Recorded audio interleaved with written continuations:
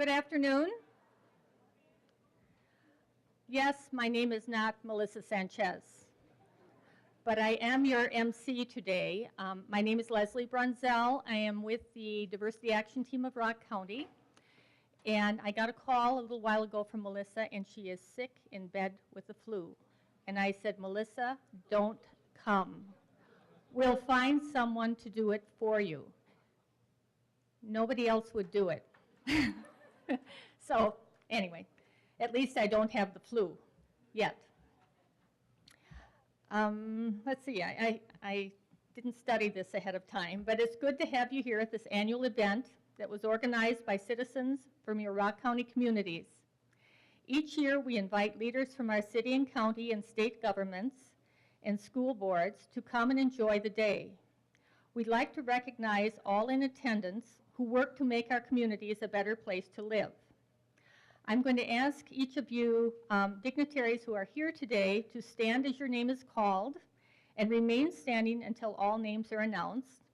And thank you, audience, in advance for holding your applause till the end. State Representative Amy Loudenbeck, State Representative Janice Ringhan,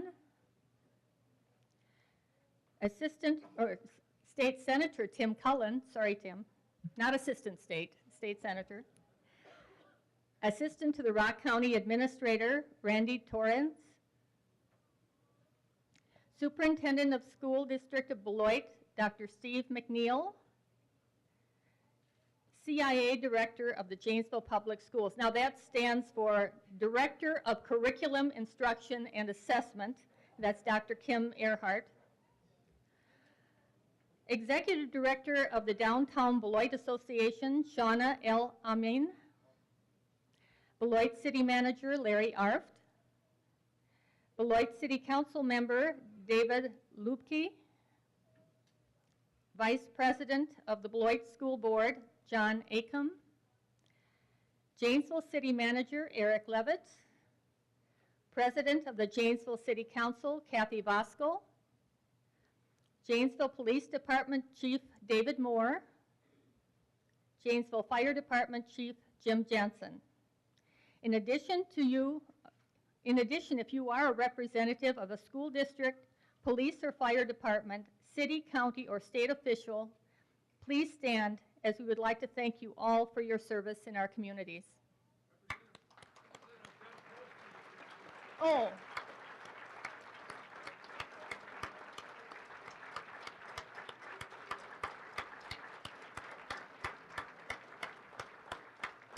Thank you. Tim said Deb Colsey is here as well, and she's our new representative, so thank you. At this time, I would like to introduce you to our host at Blackhawk Tech, and this is Dr. Tom Eckert, President of Blackhawk Technical College.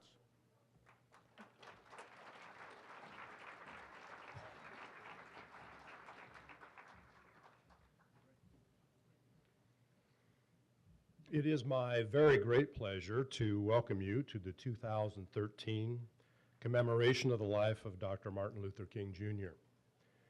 It felt to me when I was a young man in the 60s that all the good were dying young. We were losing our great leaders one after the other, John F. Kennedy, Robert Kennedy, and of course Dr. King. Memories of all three men and their untimely and tragic deaths I carry with me to this day.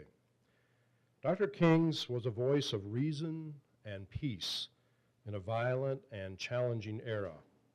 And we serve ourselves well in these current times to remember this man, remember his message of peace, and listen again to his profound and powerful words about forgiveness, acceptance, and tolerance. I sincerely hope we are moving ever closer to the dream this extraordinary man had for us all, a world of equality, social justice, and peace. Again, welcome, and please enjoy the celebration. Thank you.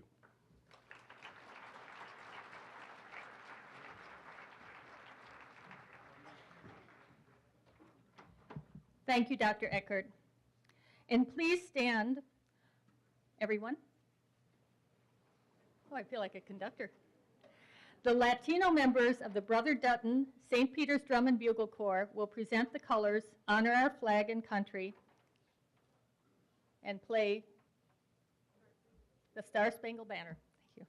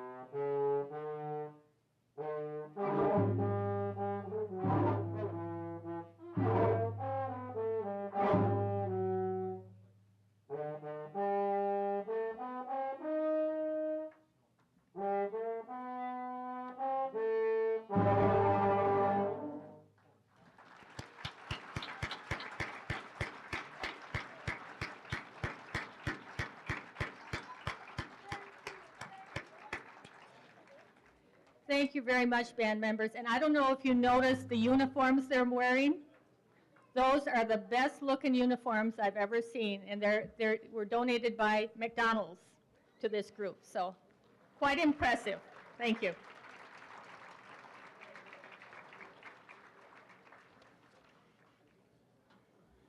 Okay, next on our program, it says Dr. Brenda Atlas will be here. Unfortunately, she's sick. This may be a very short program this year. No, just kidding. I think that's it. Okay, so to take her place, Pastor Kurt Heinrich, who is our keynote speaker, will give an invocation. Thank you.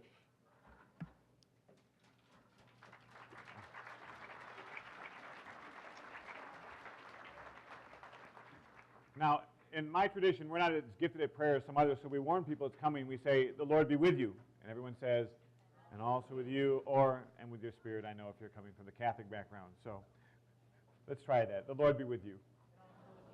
Thank you. Let's pray. God, as we gather this day in this place as a community, we ask that you would remind us of the voice that called us to the beloved community, the community that you are creating, that you draw us to in the future, where we are not judged by the color of our skin, but by the content of our character, where we can live together as brothers and sisters regardless of age or gender, of language, of sexual orientation, of all those things that seem to divide us in this time and place. We ask that in this time that this might be for us a seed to this planet that brings about that future, and that you might open us to your presence that spoke to us through the one who walked this world with us such a short time ago. Remind us of the dream that you give, and draw us into your presence.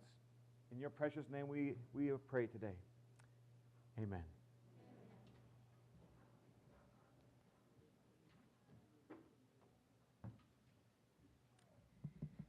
Thank you, Kurt.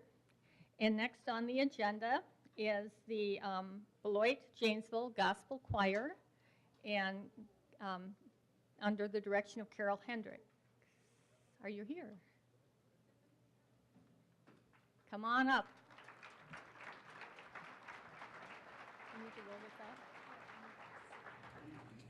These are members of our Beloit and Janesville Gospel Choir. We only have a couple from Parker this year, Kayla Fulham and Kevin Fulham, and the rest of them are from Beloit Memorial High School. Some of them were 2012 graduates, but we asked them to come back and share with us as we prepared. We only had a couple rehearsals, but they're doing a fantastic job. And then also today, I just introduced her while we are. We have young Miss Kiara McAdory. She's age 11, and she wrote a song called Diversity. And I just want her to share with us today. After we're done, she's going to come and sing her song for us. Does she want to do it now? She like to do it? Okay. So now she waits. Okay. But we just ask that you support and be with her. She actually did this song for the Janesville PTA, where they have PTA Reflections program. She wrote and composed the song herself, and she also won a state competition with the song, and then they sent it on to nationals. So we just wanted to encourage her, talk to her mom and another advisor, Jane, I don't know where she is, but we've been keeping in contact with them, and we did want her to be a part of this and sing her song right after we're done. So we just ask that you just please be supportive of her, and she might ask you to join in on a couple parts, and we want to be supportive and do that as well. She don't have a music track, but she's going to do it a cappella, so it takes a lot of guts to get up here and do this. So, but we just want to support her and encourage her in what she's doing.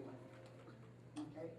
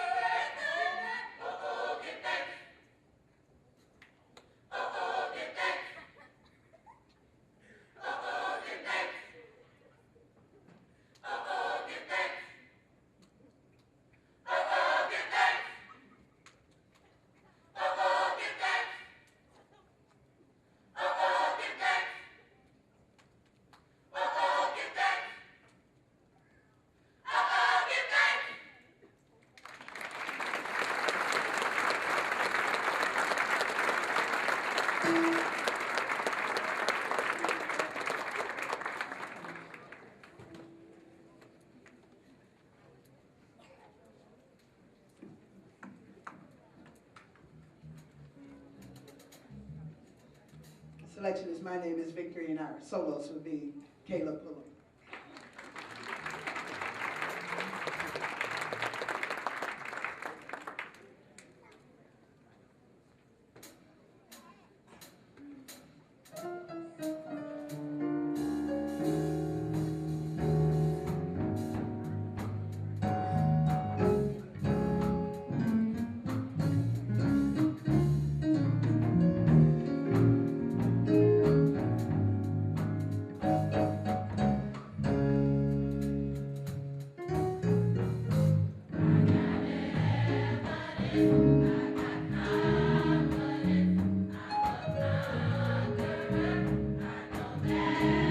I know who I am.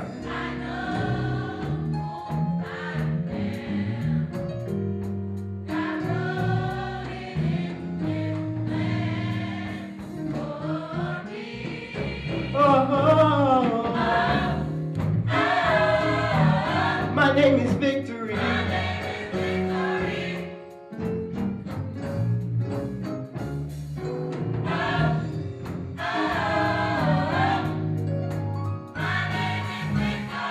I've got evidence.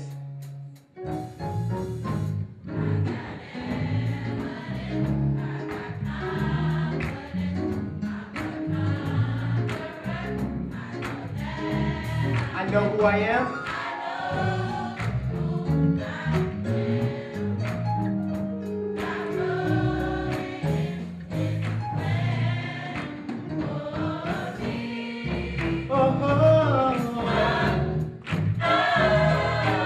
My name is Victory.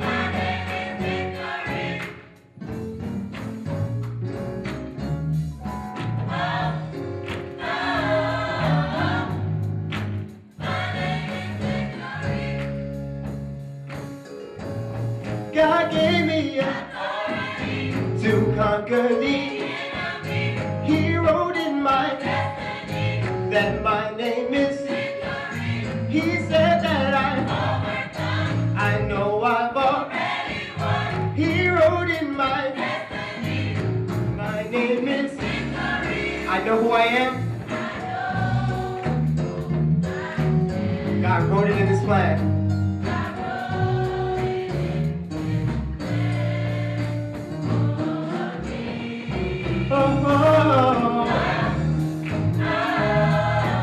My name is Victory.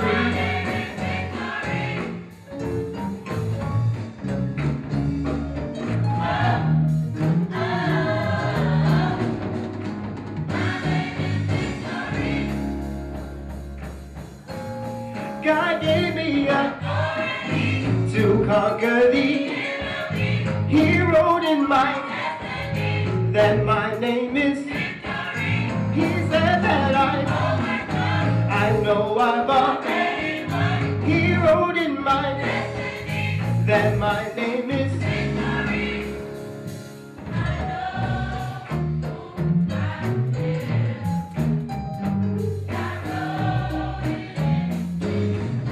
Just for me.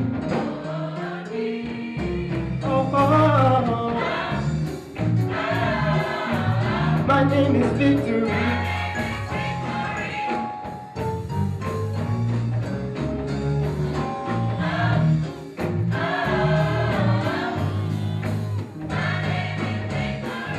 Save it. I know my identity. My name is Victory. I know my identity. My name is Victory. Say.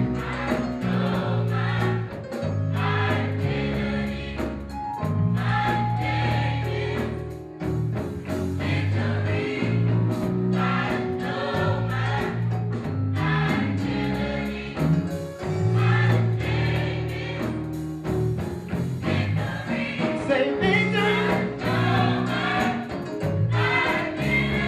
My name is Victory.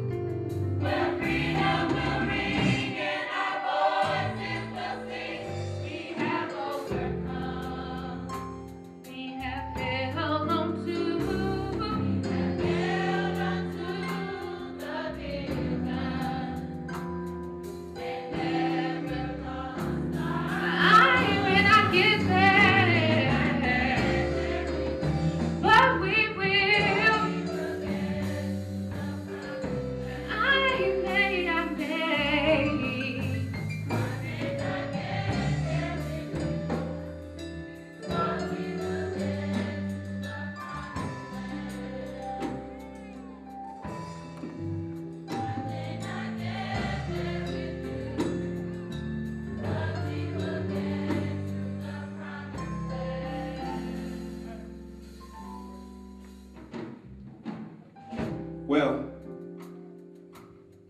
I don't know what would happen now. We've got some difficult days ahead, but that really doesn't matter with me now. Because I've been to the mountaintop, and I don't mind. Like anybody, I like to live a long life. Longevity has its place. But I'm not concerned with that now. I just want to do God's will. And He's allowed me to go to the mountaintop. And I've looked over and I've seen the promised land.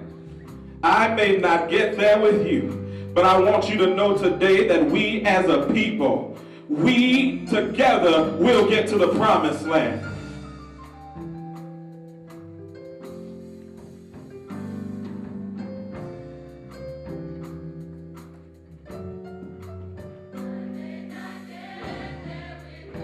But we will.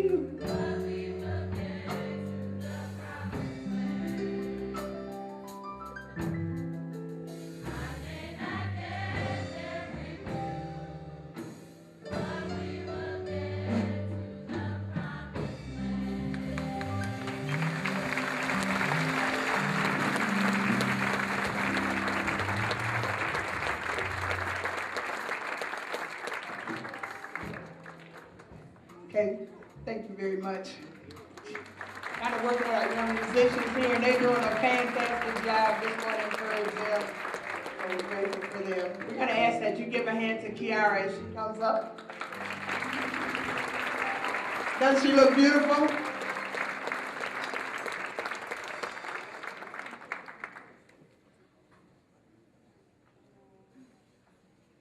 In this world that we live in, it is dangerous to be unique. In this world that we live in, they say you can't be you or me, no. We try to be ourselves, but they judge us for who we are. In this world that we live in, being me will take me forward.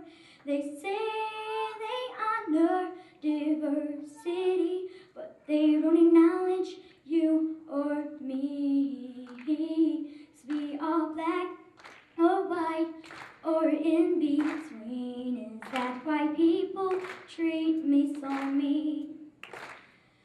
Let's stand up for who we are. Let's stand up for what we want. Stand up, make a change, and you will see diversity is you and me. I came from a white and black family. Is that why people judge me critically? We are all different in our own little way. Yeah, we breathe the same air every day. It's a right to be diverse in what we are, because those qualities will sure take you far.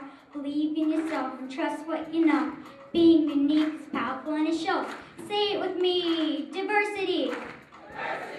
Diversity. Diversity. Diversity is you and me. They say they honor diversity, but they don't acknowledge you or me. 'Cause we are black or white or in between. Is that why people treat me so mean? Let's stand up for who we are. Let's stand up for what we want. Stand up, make a change, and you will see diversity is you and me. Oh no, no, diversity is you and me. Thank you.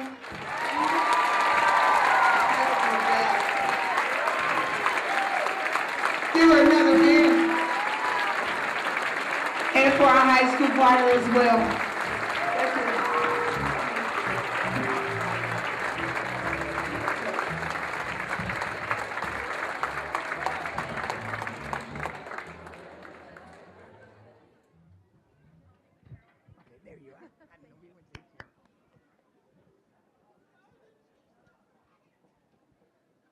I am completely worn out now. That was awesome. I don't have my notes in front of me, but I know the next on the agenda is Reverend Kurt Hendricks. Thank you, Hendricks. And are you going to need the mic? Okay, then I'll leave it up to you, Kurt.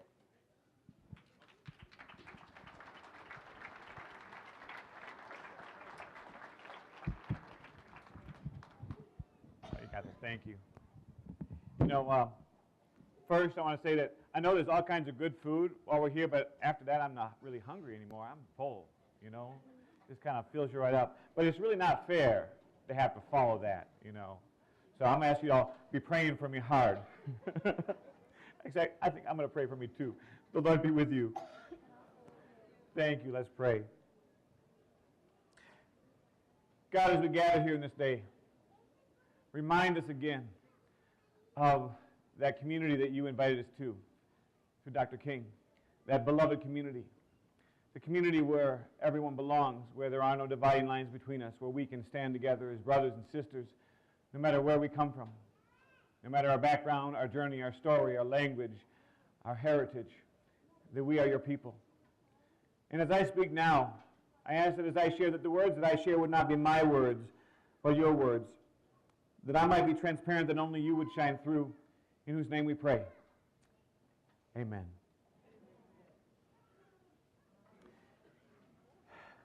You know, I want to thank Renee Bew, who asked me to speak here today, not only for the opportunity to be here and to share, but because having come here a number of times over the years, it's always hard to get a chair. So I had one saved for me. It was really nice. So thank you. It was right. One of the things I've noticed as I've been here over the years too is that the folks up front often they're dressed up nice. They got ties on and whatnot, and I'm up here in blue jeans. So I'm not. It's actually there's a good reason for that, and it's not because I was out in the backyard working with the chickens. Some of you know what I'm talking about. The rest of you could ask later. All right. And actually, I have dress-up clothes even if I don't wear them very often. Although my wife is just thankful that I didn't wear my Packer stuff today. So I know some of you out there have that on. But the reason I'm wearing what I'm wearing is because I remember something one of my teachers in seminary, one of my professors had said when we had a class on the theology of Dr. King. He said, you know, we don't remember Dr. King because he was a great preacher, even though he was. And we don't remember him because he was a great pastor, even though he was. He says, the reason we remember him is because he took his theology into the streets. You know? And when I think of Dr. King, I think of an image I've seen of him where he's in blue jeans and a blue jean shirt, marching in the streets for justice and for faith and for community and for the future. And I want to remind us that that's why we're here, that we're called to take the message that he brought into the streets. And I want to speak just a little bit about Dr. King, but, you know, to me, we're not here to talk about Dr. King because what he would want us to talk about is the things that he would be talking about, the things that he would see going on in a community that is breaking down community, that we need to resist, to stand against, to bring forth that true beloved community that he spoke about.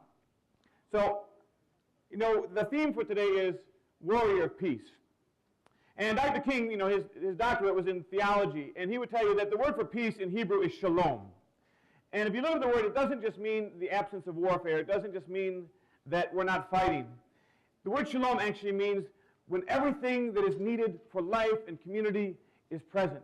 When all those things that come between us are taken down, when everything we need comes together, when each person supports one another, that is what peace is. That is what shalom is. In fact, Dr. King not only said that that would be what we are looking for, this beloved community, but we are also a part of bringing it about. In theology, they talk about what's called being co-creators with God. Right? And what that means is that God isn't just out there bringing about these things we're hoping for, but God invites us to be a part of it. And whether we're people of faith or, as Dr. King would say, we believe simply that the universe is on the side of justice, we are called to be part of making that change. We are called to be part of bringing that about. He would say, you know, the things that we do just might hasten that day when all of God's people would say, free at last, free at last. Thank God Almighty, I'm free at last. So I want to invite us to be part of that, to be co-creators with God, to bring about the community that Dr. King talked about. You know, it's interesting to me that in this day that for those of us who use a lectionary reading in our churches, if we're using what's called the narrative lectionary, and I'm hoping this works, we'll see, but of course, as soon as I try and use the button, I might have to have help over here. We'll see how this works. Well, this could be interesting. The text for, if we can get this up, the text for tomorrow is the text when Jesus first spoke in his hometown. The first time he got in public, he went to the prophet Isaiah, from the text that we share as Christians with our brothers and sisters of Jewish and Islamic background. And he got up and he read this. He said, God's Spirit is on me. He's chosen me to preach the message of good news to the poor. Sent me to announce pardon to prisoners and recovery of sight to the blind. To set the burdened and battered free. To announce this is God's year to act. And then he rolled up the scroll, he handed it back to the assistant, and he sat down. And every eye in the place was on him, intent. And he started in, said, you've just heard Scripture make history. It came true just now in this place. It came true just now in this place. I want to invite you into that journey of bringing about this kingdom, this promise that God invites us to. When Dr. King talked about a dream, he was referring to what the prophets would speak of. When it says in Joel, old men will dream dreams and young men will see visions. He's saying a dream that God is bringing about, a promise that God is pulling us into from the future, and that he invites us to be a part of, to bring into creation, and to make it come true right now in this place. And I want to invite you to be part of that too. Now, the church that I'm a part of, we're kind of unique. We're part of, I guess, what you call the emerging church. And we've been worshiping in Beloit Memorial High School, but we're going to be moving to Bushel and Peck. So we want to take our theology, I guess, into the streets. I invite you to finish your conversations. And I just want to ask a question of folks here. How many people here, whether it's yourself or someone you know, someone maybe you're related to, a friend, how many of you have some connection with someone who's been part of the justice system, who's been part of the system? All right? You know, this isn't something we talk a whole lot about, but I've been reading recently that in many ways what's been happening with our justice system is what's being called by many authors is the new Jim Crow. All right? That when you look at what's happening in that scene, for many people who are caught in the system, that's what life is like, the sense of hopelessness. All right? That your life is beyond your control, that someone else has it, and you don't know what you're going to do with it. And the thing is, it's not just about the people who are in there. Part of my journey is a person of faith in our community, which is a small emerging church, is that while we're deeply committed to a relationship, one of the things that we aren't committed, that we don't do, is we don't have any paid staff, which is great, except that I like to eat. All right, at least now and then. And so one of the things I've been doing is I've actually gone back to school to become a teacher. I've been a substitute teacher for a few years and working not only in the Beloit district, but even some in Madison. And one day I was working with a class of first graders, and there was a little girl who was crying. And so I went over there just to see what was going on and asked her what was wrong, and she said that she missed her mom. And I said, I'm really sorry. I said, where's your mom? And she said, she's in jail. She began to cry some more, and the other students in the class had two other students who shared that they had a parent in jail too. And a fourth who said that their parent was in jail, but they were coming home this weekend, and they were excited. This is a class of like 15 or 16 students, and 1 out of every 4 child in that class had a parent in the justice system. All right? Now, I want to have you look up here for a second. All right? In Wisconsin, 51% of the people who are in our prison system are African American. So you can see, do you know what percent of our population is African American in this state? It's 6%. All right? It really raises questions about what's happening. You know that in our large cities that up to 80% of all young African American men are caught up in the system. And if you're in the system, you can't vote. You know how hard it is to get a job or to buy a car, or to do anything. Right? Now, it used to be in this, under Jim Crow, that if you wanted to vote, you had to guess the number of jelly beans in a jar. Now you don't even get to guess, right, if you're in the system. And it really raises questions about if we want to be a community like the beloved community, that's the beloved community that King talks about, that while we've had many changes and many wonderful things that have happened because of that, that we also have to raise the questions of where do we have yet to go, right? A few years ago in our community, we were proposing to expand our jail. How many of you remember this? Do you remember? We're looking at a $55 million jail expansion. And there were a group of us who were part of a community of faith working on justice issues called Job that were meeting together to talk about this. And we had someone from the county board who was there who shared with us that this was going to happen. It was a done deal. They were going from 600 beds to 1,500 beds. And it was going to happen. And we were really unsure about this. You know, when you look at our jails and our prisons, you know, there are people who we are afraid of.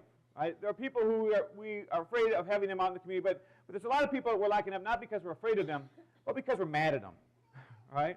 Because they've done things we're mad at. And a lot of times it has to do with drug or alcohol, or even sometimes just because they're poor that they end up in the system.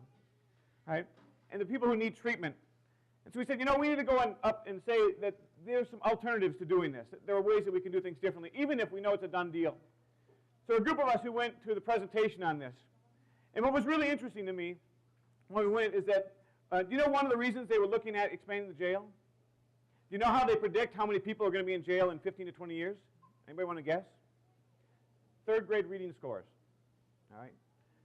They'll use third grade reading scores to tell how many people will be in jail in 15 to 20 years. Now, there are other factors, but that's one of them. Now, what's interesting is, you know, that in the past couple decades, we've cut millions of dollars from our school budgets. But if you look at our jail systems, that budget has quadrupled in that same time. That the money we used to put in education is going into the system. Now, what's really interesting about this is that if we compare our state to Minnesota, now, you may not know this, but Wisconsin and Minnesota are almost exactly alike. Did you all know that? The population's almost the same, even the diversity of our system. The only thing different is we have a professional football team. Oh, good. Right, I did you catch that. All right. But I want you to look for a second. Our prison population is over 22,000. In Minnesota, it's just over 9,000.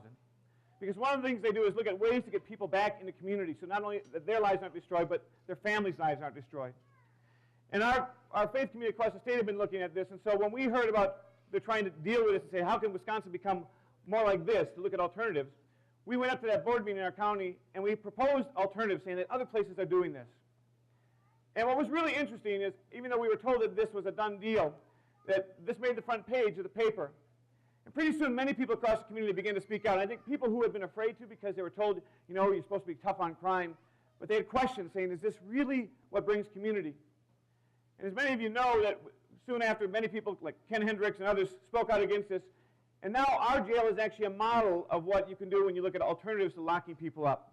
Right? We've reduced the population of our jail so that other places are asking if they can send people here because they're overflowing with people in their jails. All right? Actually, the $55 million we didn't spend in the jail, you know where that's going now?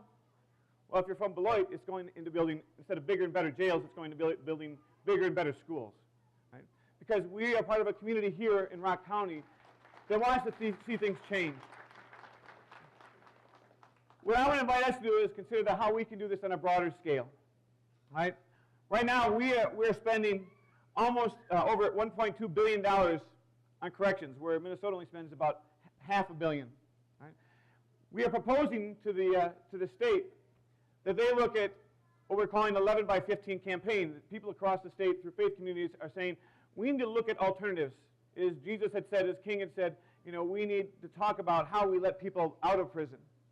That in 2 years, that we would go from 22,000 to 11,000 people in our jails by changing the way we do business.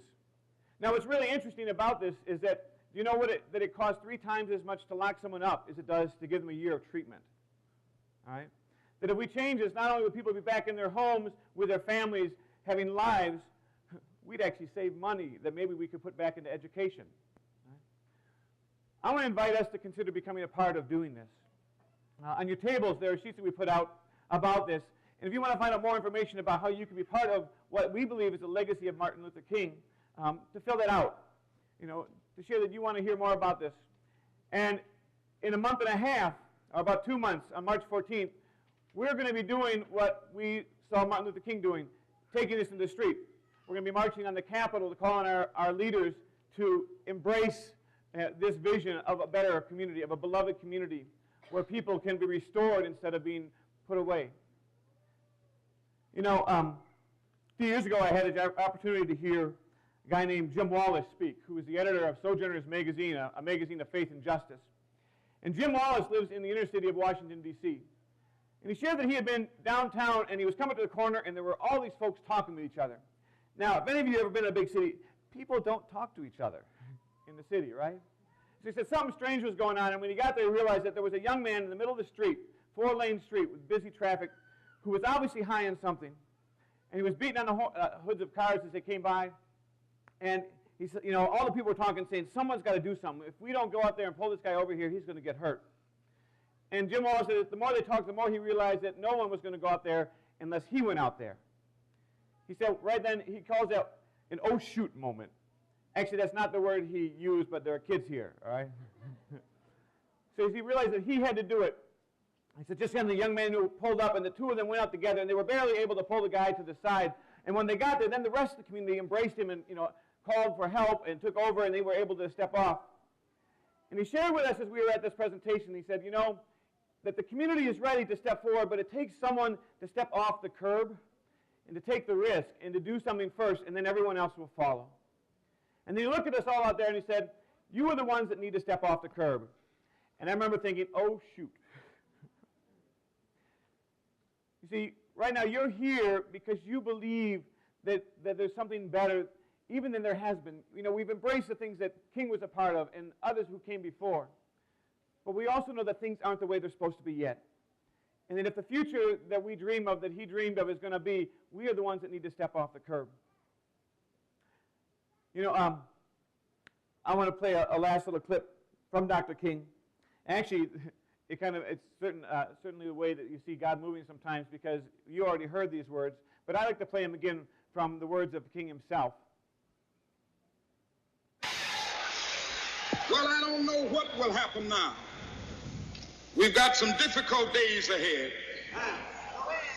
But it really doesn't matter with me now, because I've been to the mountaintop. I don't mind. Like anybody, I would like to live a long life. Longevity has its place. But I'm not concerned about that now. I just want to do God's will. And he's allowed me to go up to the mountain. And I've looked over and I've seen the promised land. I may not get there with you, but I want you to know tonight that we as a people will get to the promised land.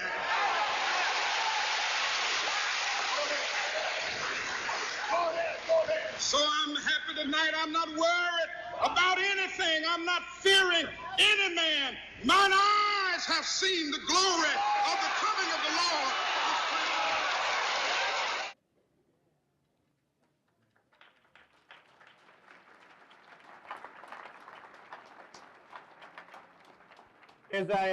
As I close my time with you, and we get to recognize those who will be standing up here who are leading the way of a new generation following these footsteps of bringing about this beloved kingdom.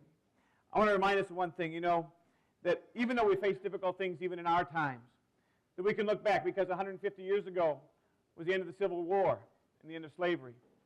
50 years ago, Martin Luther King gave his I Have a Dream speech. And today, we are part of a new vision of a new future that you are helping to bring about. You know, King said, I may not get there with you, but we'll get there as a people. We're still not there, but we're getting closer. And I invite you to continue on the journey, to not think we've already gotten to where we need to be, that we are always needing to go forward, to stand for something new. Right? That it's time not only for us to remember our King calling us to fill the jails for justice, now it's time to empty the jails for justice. Let's pray. God, today as we gather here, as we remember the dreams that you gave of a new world, the future that you are bringing us to, that we are not yet there, that we are on our way, but you continue to call us to stand with those whose lives have been taken from them, those who feel that there is no hope for the future, and to remind them that there is hope, that you bring about new things, that you call us to visions, that you fill us with your Spirit, that the jails might be empty, that the poor might have good news preached to them, that that beloved community, that future vision of the Messianic kingdom might come about. And we ask that you might use all of us who are here to take that step off the curb, to take the risk and say, we will lead, that others might follow. And that we might do it in your precious name. And all God's people said, amen.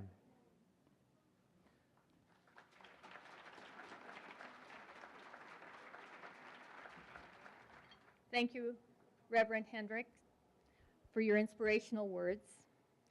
And it's now time for our awards presentation. Today, I'd like to introduce the first of three presenters.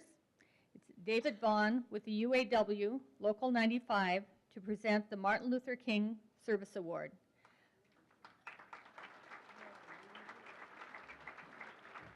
Actually, rather than me bouncing back and forth, I'll also mention that Jane McCauley from the Racial Justice Coordinator for the YWCA of Rock County is going to present the Racial Justice Award, and Renee Bew, the Multicultural Outreach Coordinator for the Hedberg Public Library, will give the Student Participation Awards. Thank you.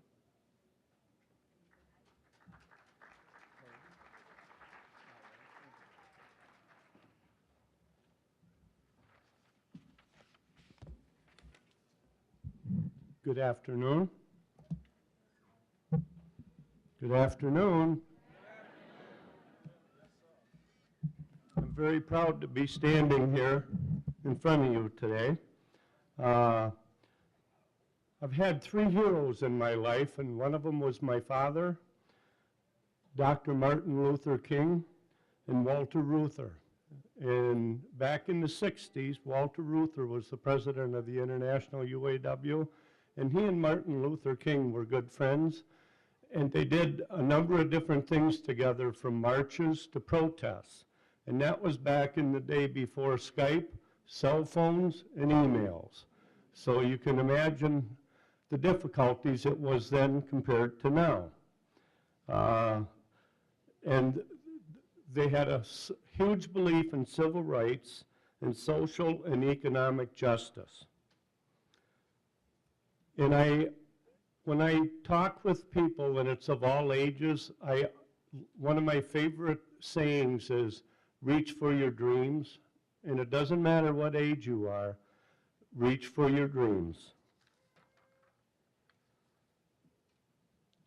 The UAW Local 95 Dr. Martin Luther King Civil Rights Award for 2013, and she doesn't know this, but could I have Jeannie Carfora come forward, please?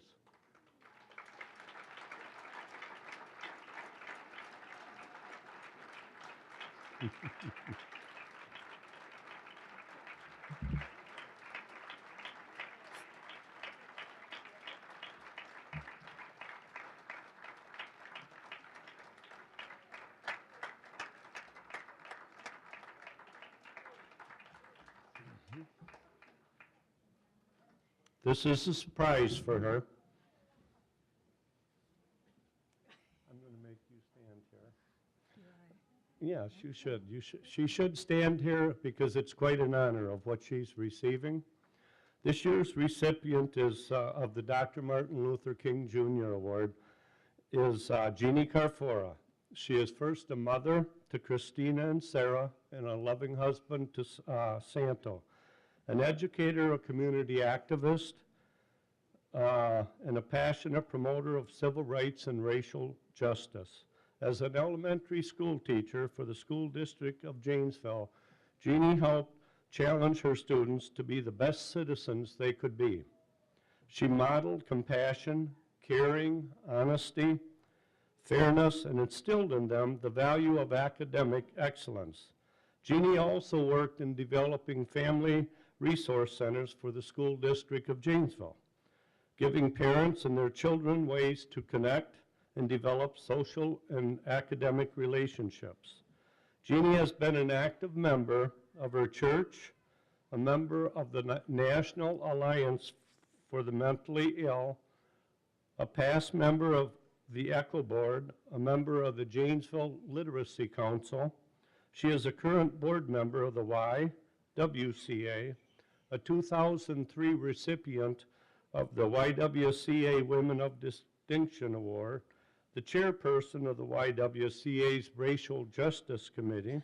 She is also a member of the Diversity Action Team of Rock County. In 2003, Jeannie and her husband formed S&J Consulting, a diversity, anti-racist, and human relations business that works with schools and businesses to help promote racial justice, cultural competency, and inclusive excellence. Jeannie has the passion, caring, and dedication that Dr. King emulated. She is an advocate for social justice, which is evident in the work she does. Jeannie walks her talk. I'm pleased to present her with the well-deserved Dr. Martin Luther King Civil Rights Award service for 2013. Ladies and gentlemen, Jeannie, do you want to say anything or no? Thank you. You're welcome.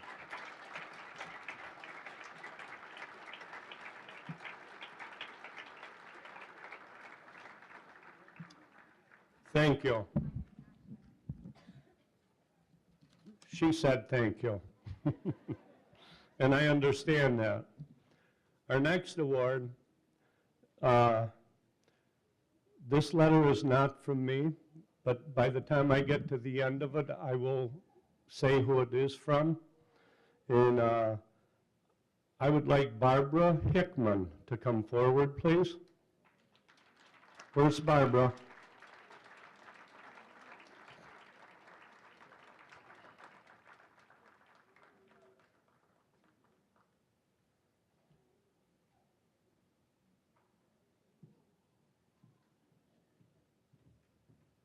Hi. Pleased to meet you. You stand here and be proud. Okay. I am happy to nominate Barbara Hickman for the Martin Luther King Jr. Award.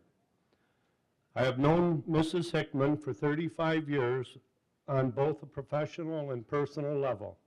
As I read the criteria for nominations, Mrs. Hickman has met and exceeded the criteria for this award. Through her personal and professional life, she has worked tirelessly to ensure that Dr. King's dream lives on in the Beloit community. In terms of professional experiences, Mrs. Hickman has worked for the School District of Beloit for more than 40 years. She began her career as a teacher at Todd, Parker, and Strong High Schools. When Mrs. Hickman left the classroom, she served as the Title I director for our district. She was the first human relations director for Beloit, which she shared with Hugo Henry, beginning in the late 1970s. Mrs. Hickman also served as a member, including vice president and president of the Equality Committee since the ad hoc committee was formed by the Beloit School District. In addition to these district level positions, she was an elementary principal at Merrill, Waterman, and Burge. Mrs. Hickman's last position in the district post-retirement was Executive Director of Equity. During her years at Burge, Mrs. Hickman initiated the MLK Award to students, community members, and district staff that are living Dr. King's dream and/or furthering his work. This award continues more than 10 years after her retirement at Burge School. When Mrs. Hickman retired from Burge, we began a new tradition. At the end of the school year, each staff member nominates a student for the Barbara Hickman Excellent Award, also a staff member. This is a true testament to the impact she continues to have on her students and our students. Mrs. Hickman is very active in the community, including her church, Emmanuel Baptist. She has been a member of the Greater Beloit Minority Coalition, where she has served as an officer for more than 20 years. She has also been a member of the Minority Parent Organization. The list of Mrs. Hickman's accomplishments is endless. Her involvement and participation in committees, organizations, and jobs are a testament to keeping Dr. King's dream alive. Mrs. Hickman truly walks her talk. She serves as a role model for children and adults alike. Her personal beliefs and convictions in the betterment of race relations have driven her actions. She exemplifies by example Dr. King's dreams and legacies. Sincerely, Deb Processor. On behalf of everybody in this room, congratulations to Barbara Hickman. Would you like to say anything? Okay, thank you.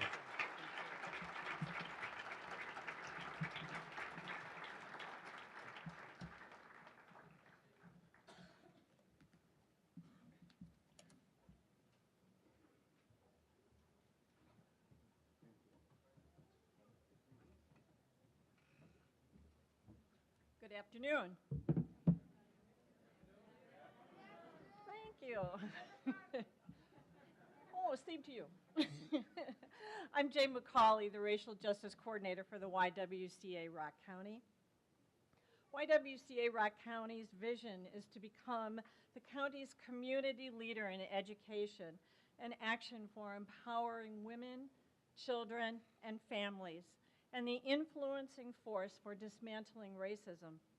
For nearly 30 years, your YWCA has honored Rock County citizens for actions that embody the spirit of Dr. Martin Luther King, a warrior for peace. These citizens have spoken out against actions such as housing discrimination and rallies by the Ku Klux Klan. More frequently, though, it is citizens who quietly advocate every day who make a difference. Sanja Robinson is the Safe and Supportive Schools Diversity and Outreach Specialist at Craig and Parker High Schools.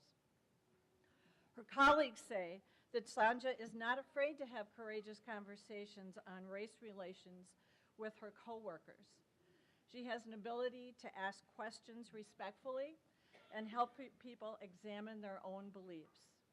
Her actions are changing the cultural climate of Janesville schools. Through her leadership in Sisters Empowering Sisters, Sanja helps build students' strengths. She teaches her students how to work through daily struggles with racism, and she shows them how to manage situations with grace and hope. I'm pleased to introduce this year's recipient of the YWCA Racial Justice Award, Sanja Robinson.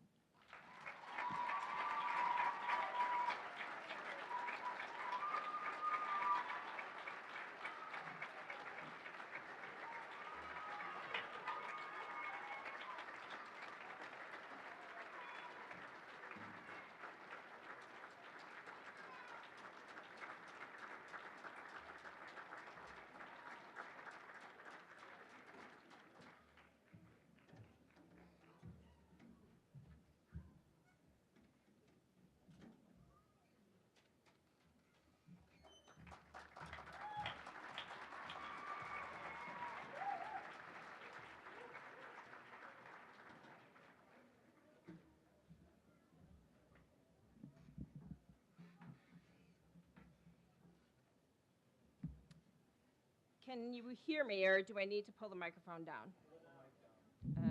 Now can you hear me?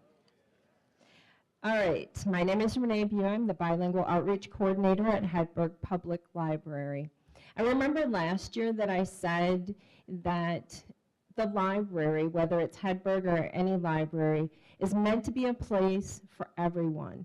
And I'll say that again, and that means everyone, no matter what your gender, what your color of your skin, the language you speak, anything. It's a place where you can come to be entertained or educated. So I feel like I'm lucky because I get to do the part with the kids, and I love working with the kids. And one thing I would mention is just to remind you to take a moment before you leave to look around at all of the artwork and things that the students did this year. This is our second year for doing the Student Participation Award, and this year we did it as a written essay, and it was voluntary. And so we thought, well, how many kids are really going to participate in a written essay? How fun is that? But we'll probably get some kids. We had 599 entries. Right? And so when I got all these entries in my office, I was crying. I was crying because, oh my gosh, this is so amazing. And oh my gosh, well, how are we going to judge all these? But we did. And it was actually a very fun task to do, to judge the entries. And I think that you will see when you hear, the students are all going to read their essays. And I think that you'll see when you hear what they have to say that these children are our hope for tomorrow and to make all of Dr. King's dreams come true. So Dr. King followed in the model of Mahatma Gandhi. And I think Mahatma Gandhi and Dr. King both were warriors for peace. And so they didn't fit the typical description of what you might think of as a warrior. And even Sitting Bull said the following: warriors are not what you think of as warriors. The warrior is not someone who fights, meaning this way. Because no one has the right to take another life. The warrior for us is one who sacrifices himself for the good of others. His task is to take care of the elderly, the defenseless, those who cannot provide for themselves, and above all, the children, the future of humanity. And I think we'd all agree that was what Dr. King was doing. Also, to go along with that, like I said, Dr. King modeled Mahatma Gandhi and his nonviolence. And Mahatma Gandhi said, "Nonviolence is the greatest force at the disposal of mankind. It is mightier than the mightiest weapon of destruction devised by the ingenuity of man." So students were asked to write about what does warrior of peace or warrior for peace mean to you. And Dr. King himself said, "I refuse to accept the view that mankind is so tragically bound to the starless midnight of racism and war that the bright daybreak of peace and brotherhood can never become a reality. I believe that unarmed truth and unconditional love will have the final word." And according to these next students that you're going to hear their essays, I think that's what they believe too. So I want to thank first, before I call the students up, Target for making some of the gift cards possible. The students will get gift cards and also a copy of the book, Warrior for Peace, which was our inspiration for our theme this year. The first student I would like to have come up is Emily Cameron. She's a 4th grade student from Madison Elementary School.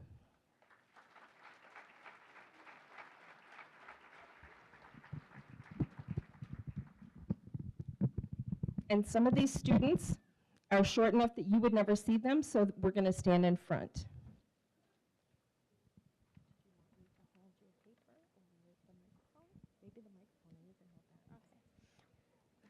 Should I read the title?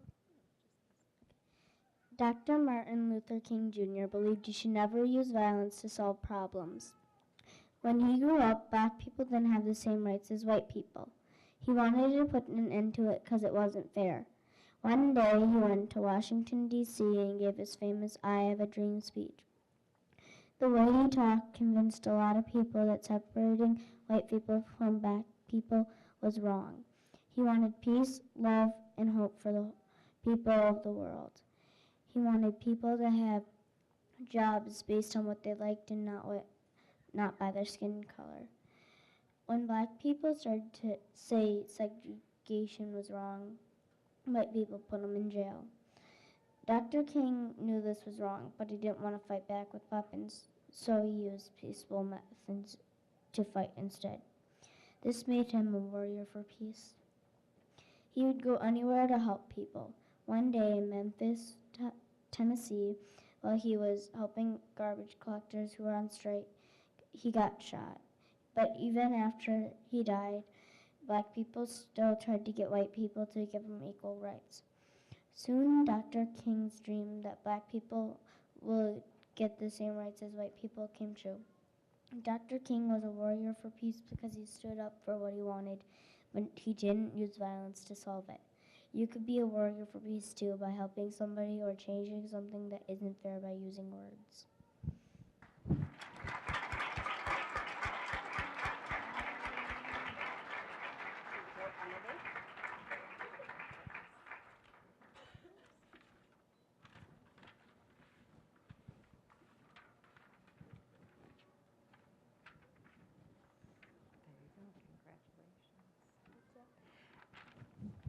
Can we give her another round of applause? And one of the reasons this particular one was chosen is because of her calling all of you to action. You could be a warrior for peace too, by helping somebody or changing something that isn't fair by using words. Congratulations, Emily.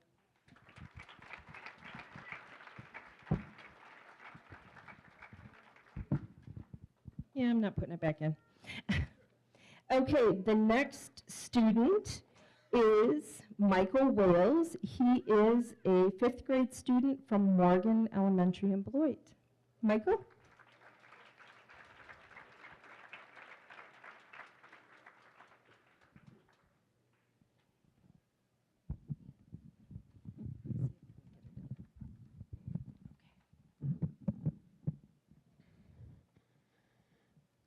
Most people know Martin Luther King Jr. for his I Have a Dream speech. But what a lot of those people don't know about him is that he fought for peace before that.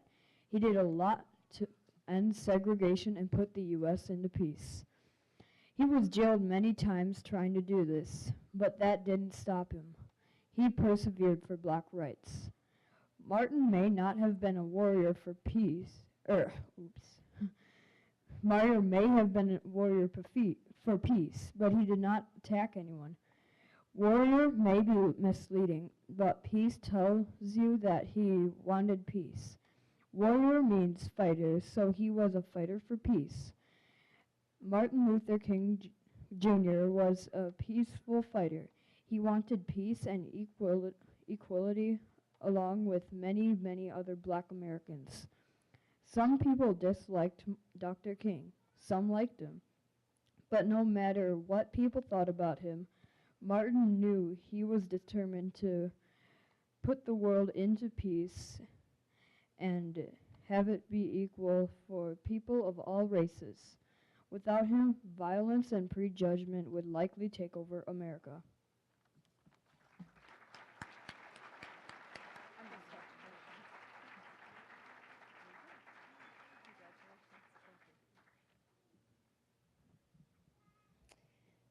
All right, the next winner is Julia Bosco. She is I've forgotten, Julia, what grade are you in? 8th grade, okay. 8th grade from Eldridge Middle School in Beloit. Julia?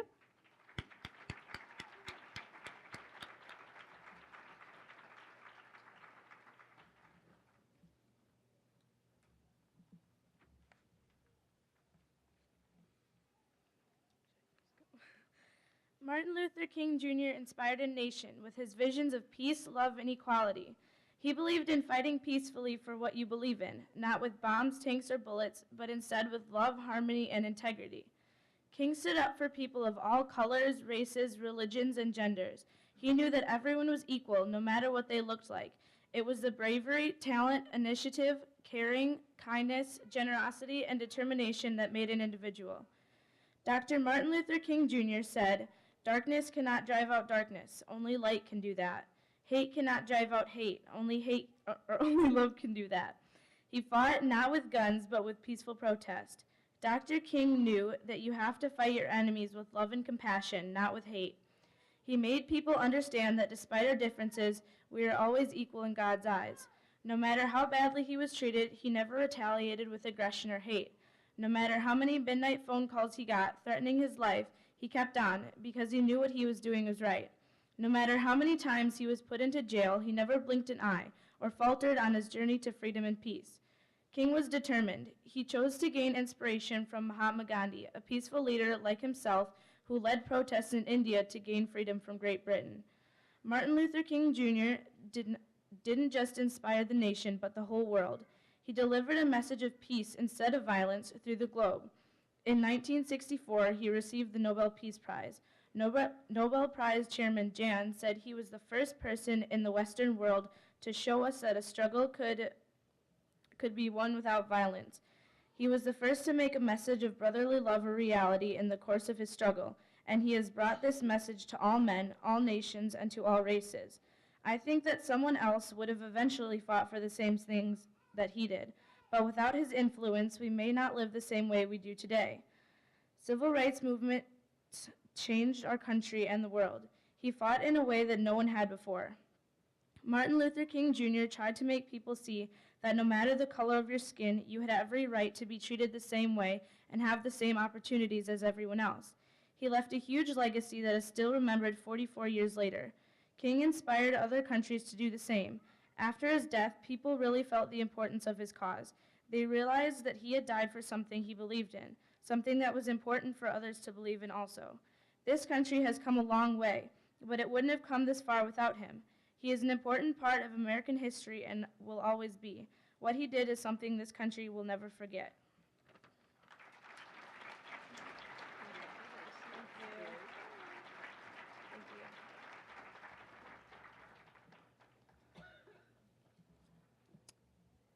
Our next winner is Grace Money from Franklin Middle School, 6th grade in Janesville.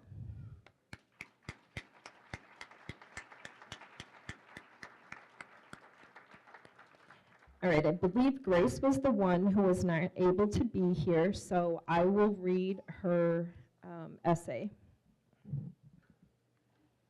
I think Warrior for Peace means many things. It means that you're not afraid to take a stand for what you believe in.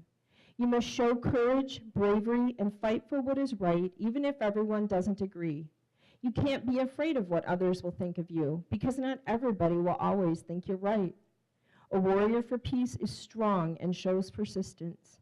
You have to be a warrior without violence in order to keep peace. To be a warrior for peace, you must be a lot of things. Dr. Martin Luther King Jr. was a warrior for peace. Martin Luther King Jr. never stopped fighting even when times got hard or tough. He also showed amazing leadership. Most importantly, he was a warrior even though he never used violence. Martin Luther King Jr. was not afraid to take a stand. He seemed to do such an amazing thing as move mountains when he gave his I Have a Dream speech. Who would have thought that America would have come so far by just one person's actions? He has accomplished great things in his lifetime and would be proud to see that there are equal rights for all people.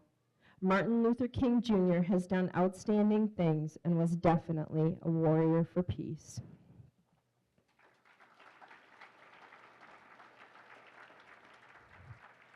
And I'll just tell you that one of the reasons that this entry was selected, again, one statement can be so powerful. And her point of who would have thought that America would have come so far by just one person's actions. So again, I believe that's a call to action for each of you to see what you can do to make a difference also. So we have only one winner for the high school level, the 9 through 12, and that person is Andres Ocelio.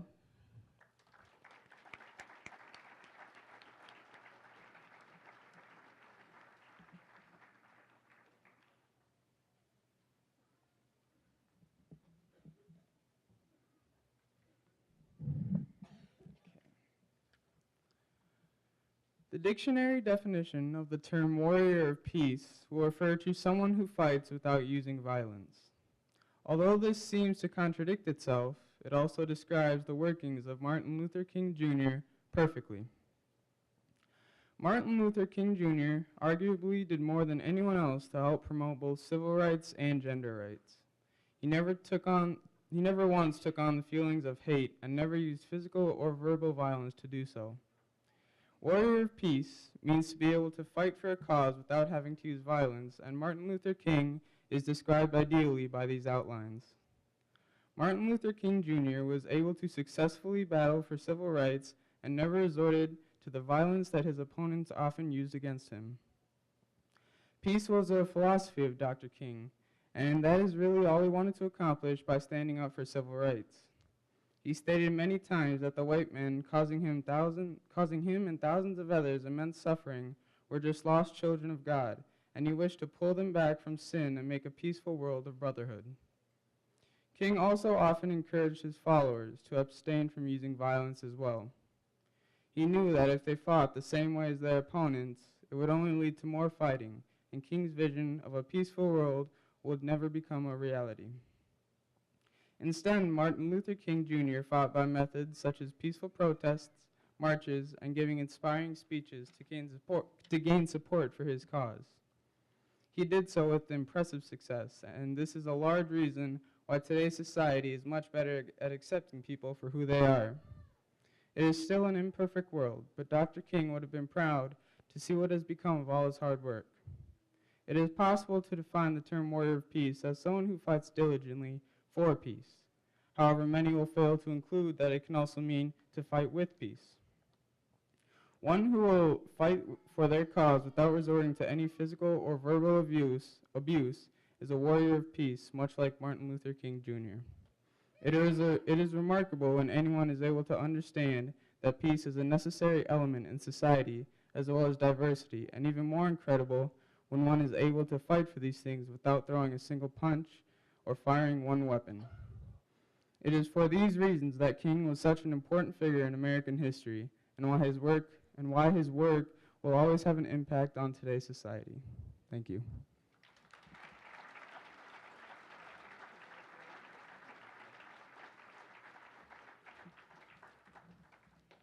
So, okay, he's a little taller than I am. So as I said when I first started, all of these students, and this is just a small sampling, are inspiration for hope for us, for our future, and what they, as our future leaders, can also bring to us and to our society. A couple of things that I would like to say. First of all, thank you to Leslie Brunzel. We need to give her a huge round of applause. Last year, we gave her roses, and she said, "You'll never do that again." So we're not doing that again. But I do want to say thank you because she does put a lot of time and effort into this event. The other thing that I would like to remind you about is that in your programs, we have evaluations, and there are boxes over here and at that entrance that you can drop them off in so that we can get an idea of what you think about the program. And before I let Leslie take over for the next part, I also want to say a big thank you to all of the teachers, educators, administrators who helped to promote this particular program, the essay competition, because never in our wildest dreams did we think that we would have almost 600 entries. So thank you for all of your work and helping us to promote this. Thank you.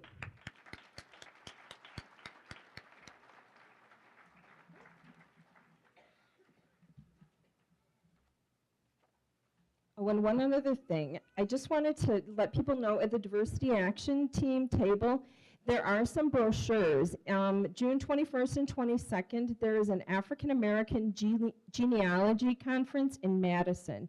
So the information about that is back on the Diversity Action Team's table. Thank you, Renee. And congratulations to all of the award winners. I would like to invite my good friend, Pastor Ozell Golden, a pastor at Family Worship Center in Beloit, and he will give the closing remarks. Now, I didn't see Ozell here. Thank goodness you came.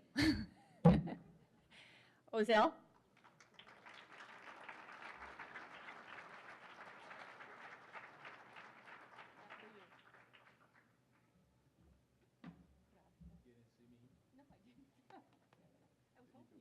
Yeah.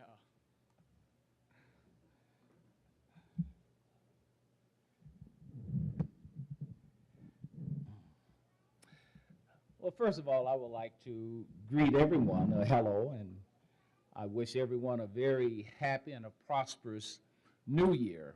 My name is Ozell Golden, and I'm very thankful to be a part of this commemoration for Dr. Martin Luther King. As I was sitting there, I realized I saw all of the young people that received these awards. They are the future. They're the one that is going to make the change. And I think it is very appropriate at this time for everyone to stand and give these young people with their essays a hand of appreciation for what they've done.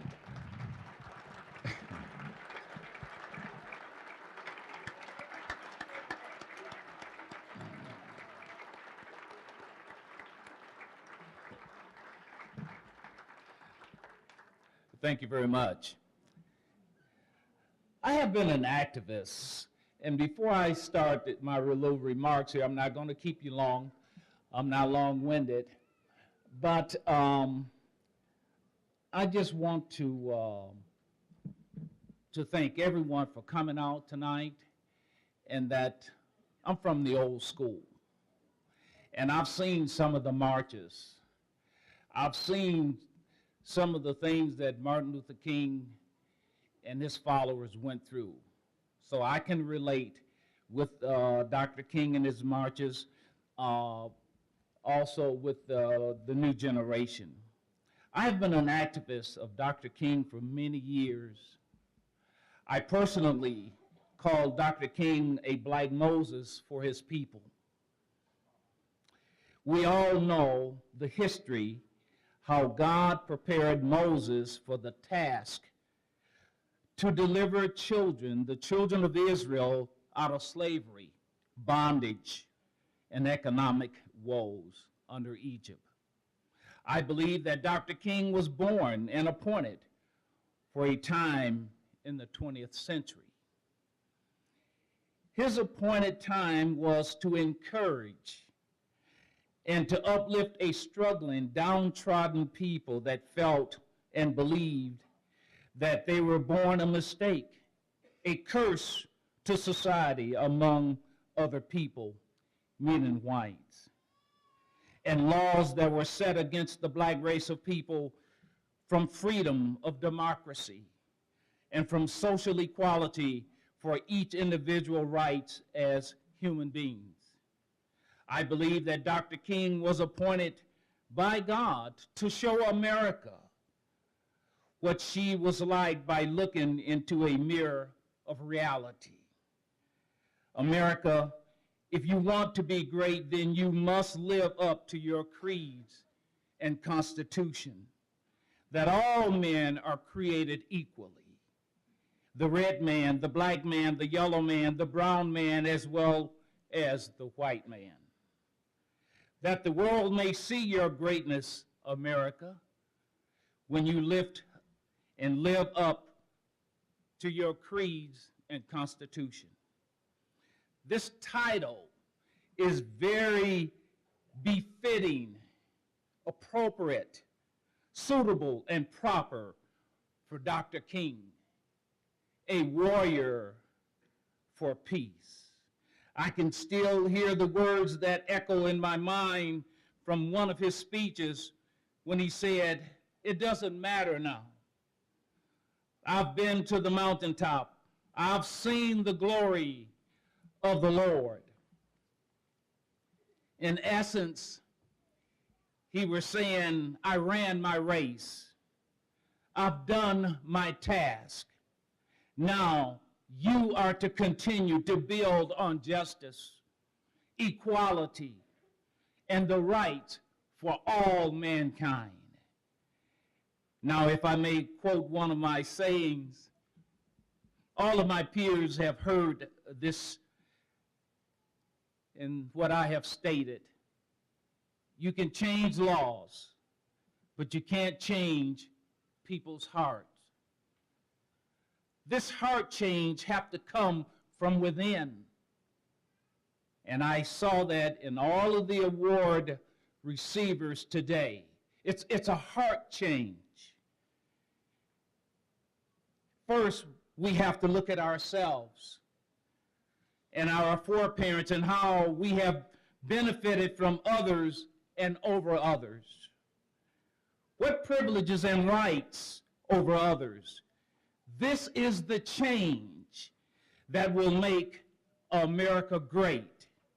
So we have to continue to build on justice, equality, and the right for all mankind. This is the dream of Dr. King, a warrior for peace. Continue to build on justice, equality for all mankind, and we will see that change. Thank you very much.